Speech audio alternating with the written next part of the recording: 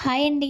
ఈరోజు ఎగ్స్‌తో అచ్చం స్ట్రీట్ స్టైల్‌లో చేసుకునే ఎగ్ ఫ్రైడ్ రైస్‌ని మనం కూడా అదే రుచితో చాలా సింపుల్‌గా ఇంట్లో ఎలా తయారు చేసుకోవాలో ఈ వీడియోలో చూసేద్దాం. ముందుగా ఒక బౌల్‌లోకి 3 గుడ్లను తీసుకొని బాగా బీట్ చేసుకొని పక్కన పెట్టుకోవాలి. మరొక కడాయిలోకి 2 టేబుల్ స్పూన్ల వరకు ఆయిల్‌ని వేసుకొని ఆయిల్ హీట్ అయిన తర్వాత ముందుగా బీట్ చేసుకున్న ఎగ్ మిశ్రమాన్ని కూడా వేసుకొని ఒక నిమిషం పాటు కదపకుండా ఉంచుకోవాలి. ఆ తర్వాత అటు ఇటు కదుపుకుంటూ మీడియం సైజ్ ముక్కలుగా కట్ చేసుకొని ఒక బౌల్‌లోకి తీసుకొని పక్కన పెట్టుకుందాం. అదే కడాయిలోకి 2 లేదా 3 టేబుల్ స్పూన్ల వరకు ఆయిల్‌ని వేసుకొని ఆయిల్ హీట్ అయిన తర్వాత కట్ చేసుకున్న పచ్చిమిర్చి, క్యాప్సికమ్, క్యారెట్, క్యాబేజీని కూడా వేసుకొని ఈ ప్రాసెస్‌ని మొత్తం హై ఫ్లేమ్‌లో మాత్రమే చేసుకోవాలి.